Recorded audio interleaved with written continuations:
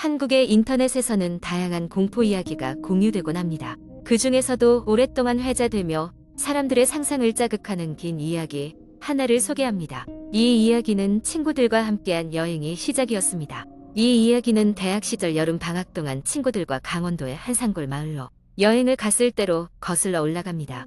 우리는 도심의 답답함에서 벗어나 자연 속에서 휴식을 취하고자 중학교 때부터 절친이었던 4명의 친구들과 함께 여행을 계획했습니다. 여행지는 한적한 강원도의 작은 마을로 잡았지만 그곳에서 멀찌감치 떨어진 산속에 있는 오래된 민박집에서 숙박하기로 했습니다. 그곳은 인터넷에서 현대의 손길이 닿지 않은 곳이라는 평가를 받고 있었습니다. 도착한 날 민박집 주인은 우리를 반갑게 맞아주었고 저녁 식사를 준비해 주셨습니다. 집안은 훈훈한 전통적인 분위기로 꾸며져 있었고 창문 밖으로 보이는 풍경은 마치 그림 같았습니다. 저녁을 먹으며 우리는 그날의 여정에 대해 이야기하고 술잔을 기울였습니다. 그러나 시간이 흐를수록 민박집 주인의 태도가 조금씩 변하기 시작했습니다. 그의 눈빛은 왠지 모르게 쓸쓸하고 불안해 보였습니다. 다음 날 아침 우리는 근처 산을 탐방하기로 했습니다. 산속은 안개가 짙게 깔려 있었고 신비로운 기운이 감돌았습니다. 그러나 산을 오르던 중 우리는 이상한 소리를 들었습니다. 명확히 어떤 소리라고 할 수는 없지만 마치 누군가 우리를 부르고 있는 것 같았습니다. 친구 중 한 명은 처음에는 동물 소리일 것이라며 대수롭지 않게 여겼지만 점점 그 소리가 또렷해지자 우리의 걸음도 점점 느려졌습니다. 마침내 우리는 산속에서 작은 오두막을 발견했습니다. 그곳은 아주 오래된 것이었고 마치 아무도 살지 않는 듯한 분위기였습니다. 우리는 호기심에 문을 열어보았고 안은 비어 있었습니다. 혹시 누군가 살았던 흔적이라도 있을까 싶어 조금 더 탐색하던 중 벽에 붙어있는 낡은 사진 한 장을 발견했습니다. 사진 속에는 우리와 비슷한 또래의 사람들이 찍혀 있었지만 그들의 얼굴은 무척이나 행복해 보였습니다. 그러나 가장자리에 적힌 날짜는 현재와 너무도 먼 과거를 가리키고 있었습니다. 기분이 이상해진 우리는 서둘러 그곳을 빠져나왔고 민박집으로 돌아가기로 했습니다. 그러나 역시 어떤 불길한 기운이 따라붙기 시작했습니다. 숲속에서 갑작스레 바람이 불어오면 나무들이 이상한 목소리로 속삭이는 것만 같았습니다. 우리는 불안함을 느끼며 발걸음을 재촉했습니다. 민박집으로 돌아온 우리는 주인에게 산에서의 일을 이야기했지만 그는 의미심장한 미소만 지으며 그럴 줄 알았다 고 말했습니다. 그러고는 딱 한마디만 덧붙였습니다. 조심해야 해요. 그들은 아직 그곳에 있거든요. 그날 밤 우리는 일찍 잠자리에 들었지만 쉽게 잠들 수가 없었습니다. 이상한 기운 때문인지 창밖에서 나는 소음들 때문인지 아니면 산에서 겪은 그 경험 때문인지 모르겠지만 쓸쓸한 분위기가 감돌았습니다. 한 친구가 겁에 질려 자리를 박차고 나가려고 했지만 밖은 칠흑같이 어두워 그저 서로를 의지할 수밖에 없었습니다.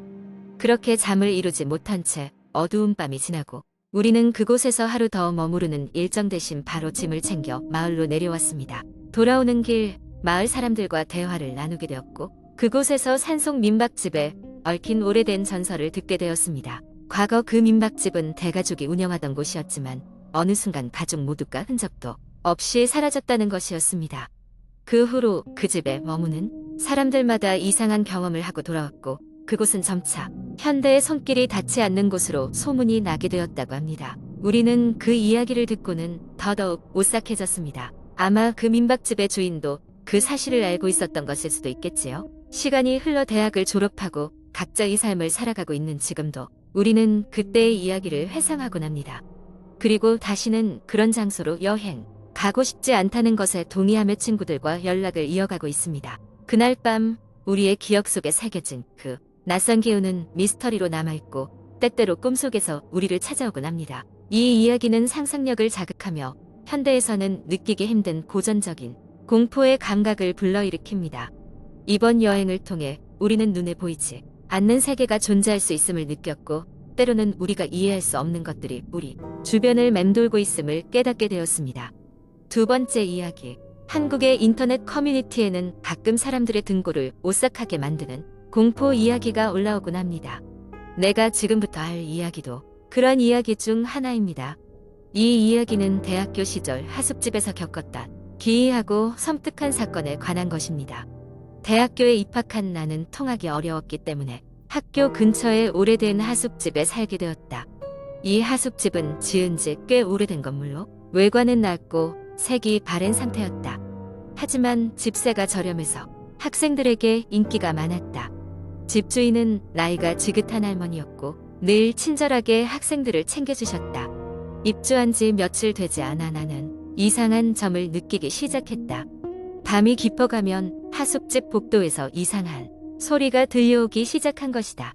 처음에는 바람 소리라 생각했지만 그것은 마치 사람이 흐느끼는 소리처럼 들렸다.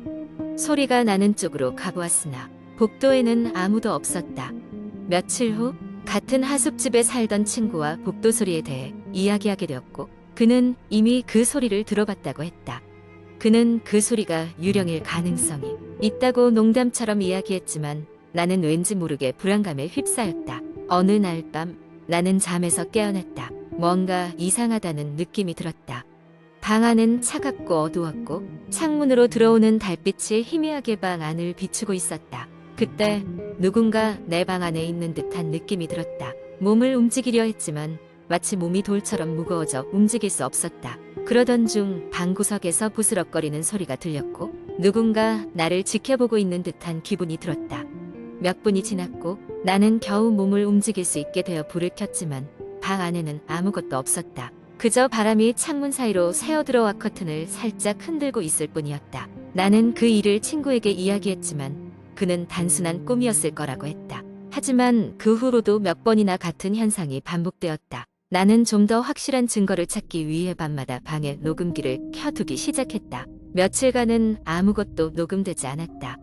그러던 어느 날 아침에 녹음기를 확인하던 중 귀를 의심할 만한 소리가 녹음된 것을 발견했다. 그것은 분명히 흐느끼는 소리였고 낮게 우쭐대는 목소리였다. 나는 그 소리를 듣고 섬뜩함에 몸이 떨렸다. 그 목소리는 분명히 여기서 나가라고 반복적으로 말하고 있었다. 나는 그 즉시 집주인 할머니에게 이 사실을 알렸다. 할머니는 잠시 고민하시더니 오래전 있었던 일을 이야기해 주셨다. 이 하숙집에는 과거에 한 여학생이 살았는데 어느 날 갑자기 실종되었다고 했다. 그녀는 아무런 흔적도 남기지 않고 사라졌고 결국 미해결 사건으로 남겨졌다고 했다. 할머니는 그때부터 간간히 이상한 소리가 들리곤 했다고 말하셨다. 하지만 학생들이 겁을 먹을까봐 함구하고 있었던 것이다. 나는 할머니의 이야기를 듣고 바로 하숙집을 옮기기로 결심했다. 짐을 챙겨 나오면서도 등골이 오싹했지만 그곳을 떠나면서 더 이상 등을 얼어붙게 만드는 흐느낌이나 속삭임을 듣지 않게 된 것은 다행이라 여겼다. 그 이후로 몇 년이 지나 그 사건을 잊고 지내다가 후에 내가 살던 하숙집이 철거된다는 소식을 들었다. 그 자리에 새로운 건물이 들어섰고 그 이후로 아무런 이상한 소식도 들리지 않았다. 하지만 그곳에 있었던 많은 이에게 그 일은 오래도록 잊지 못할 공포의 기억으로 남아 있었다고 한다. 세 번째 이야기. 서울의 한적한 동네에 지은 지 꽤 오래된 작은 아파트가 있었다. 이곳은 비교적 저렴한 임대료 덕분에 학생들과 젊은 직장인들이 많이 살고 있었으나 그중 504호만큼은 항상 비어 있었다. 소문에 따르면 504호에는 귀신이 나온다고 했다. 어느 날 학교를 졸업하고 첫 직장을 구하게 된 지수는 급하게 집을 찾다가 그 아파트에 빈 방을 발견하게 되었다. 집주인은 504호에 들어가려는 지수를 한번 쓱 쳐다보더니 별다른 말 없이 계약서를 내밀었다. 임대료도 저렴했고 가보니 방 상태도 나쁘지 않았다. 지수는 당장 그곳으로 이사를 했다. 처음 며칠 동안은 특별한 일이 없었다. 그러나 일주일쯤 지났을 때부터 이상한 일이 벌어지기 시작했다. 어느 날 밤 지수가 잠에 거의 빠져들 무렵 부엌에서 은은한 종 소리가 들려왔다. 새벽 1시에는 절대 나지 않을 법한 소리에 지수는 잠에서 깨어났다. 조심스럽게 부엌으로 나가보았지만 아무것도 이상한 점은 보이지 않았다. 벽에 걸린 오래된 시계가 추가로 한 번 더 알림을 켜지 않도록 신경 쓰고 돌아왔지만 이상하게도 그날따라 목소리가 자주 들리는 것 같았다. 다음 날 아침 출근 준비를 하던 중 거울을 봤더니 목에 알 수 없는 손자국이 희미하게 찍혀 있는 것을 발견했다. 손자국은 분명 사람의 것이었으나 매우 작고 가늘어 보였다. 놀란 지수는 친구들에게 이 일을 얘기했지만 그저 잠결에 긁었거나 꿈을 꾼 것일 거라며 대수롭지 않게 넘겼다. 그 후로도 지수는 밤마다 낯선 소음에 시달렸다. 부엌에서 시작된 소리는 차츰방 전체로 퍼져나갔다. 때로는 한밤중에 아이가 웃는 것 같은 소리도 들려왔다. 이러한 기묘한 소리들은 늘 새벽 1시에 시작하여 정확히 1시간 동안 지속되다 사라졌다. 궁금증과 두려움이 섞인 채 지수는 인터넷에서 이 아파트와 관련된 정보를 찾아보기 시작했다. 그곳에서 그녀는 그림자처럼 등장했다는 한 소녀에 대한 이야기를 발견했다. 그 소녀는 몇 년 전 그 아파트에서 사망했는데 하필 504호에서 목을 메고 생을 마감했다고 했다. 어느 날 밤 지수는 더는 이 상황을 견딜 수 없어 진실을 확인하기로 마음먹었다. 그녀는 스마트폰을 켜고 부엌의 녹화 기능을 켜듣기로 했다. 다음 날 아침 영상을 확인하며 지수는 말문이 막혔다. 녹화된 영상 속 부엌 한가운데서 어린 소녀의 형체가 나타나 서서히 걸어가더니 거울 앞에서 멈췄다. 그리고는 거울을 보며 무언가 중얼거리기 시작했다. 영상은 흐릿한 형체가 미소 짓는 장면으로 끝맺어졌다. 그 소녀는 놀고 싶었던 것일까? 아니면 아직 이 세상에 미련이 남았던 것일까? 지수는 결국 그곳을 떠나기로 결심했다. 이사 가기로 결정한 날 밤 소녀의 모습은 다시 나타나지 않았다. 그 대신 아파트 복도를 벗어나며 지수가 들은 마지막 목소리는 아주 작은 안녕이었다. 이후 아무도 504호에 들어가려 하지 않았다. 지수 역시 2번 다시 그곳을 찾지 않았다. 하지만 그날의 마지막 인사를 잊을 수는 없었을 것이다. 소문은 계속됐고 504호는 다시 한동안 빈 방으로 남아있을 뿐이었다.